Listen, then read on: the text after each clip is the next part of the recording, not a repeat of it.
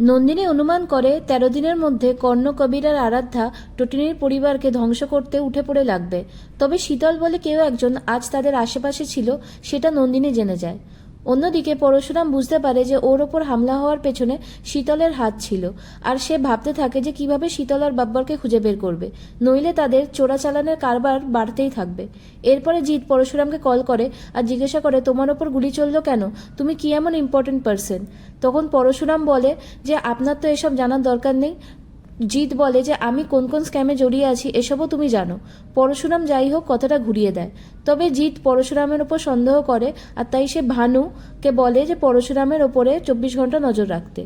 এরপরে কর্ণ আরাধ্যাকে বলে, পরের ডেটে আমার ছেলে বাড়ি না ফিরলে তোমার জায়গা এই বাড়িতে হবে না। আরাধ্যা বলে, এই বাড়ি থেকে আমি কোথাও যাব না। কবির ফিরবে, ওকে আমি ভালোবাসি, ওকে ছাড়া আমি বাঁচব না, ওর জন্য আমি সব করব। এরপরে কর্ণ আরাধ্যাকে দিয়ে টটিনিকে কল করায়। কর্ণ টটিনিকে বলে, সেদিন আমার ৪ জন বাউন্সার সেখানে উপস্থিত ছিল আর তাদের হাতে লোডেড গান ছিল, তারা মিসিং, তারা কোথায় গেছে? টটিনি বলে, আমি এসবে কিছু জানি না। কর্ণ টটিনিকে হুমকি দেয় যে সে যদি মুখ না খোলে তাহলে সে তার অনেক বড় ক্ষতি করে দেবে। টটিনি গর্জে ওঠে আর বলে, এই মিস্টার কর্ণ চ্যাটার্জি, আমাকে হুমকি দেওয়ার দুঃসাহস আপনি করবেন না। সেই সময়টা পাল্টে গেছে। আমরা টটিনির চোখে কর্ণের জন্য রাগের আগুন দেখতে পাই।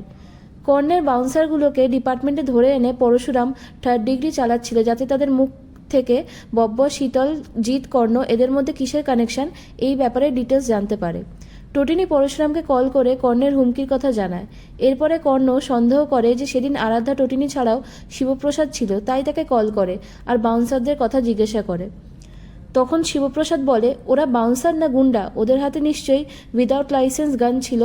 কর্ণ পরশুরামকে মারধর করার হুমকি দেয়, আর তখন পরশুরাম বলে যে হ্যাঁ, আপনার বাজারে যা সুনাম, 2-4টে মার্ডার কেসেও তো আপনি ফেঁসে আছেন।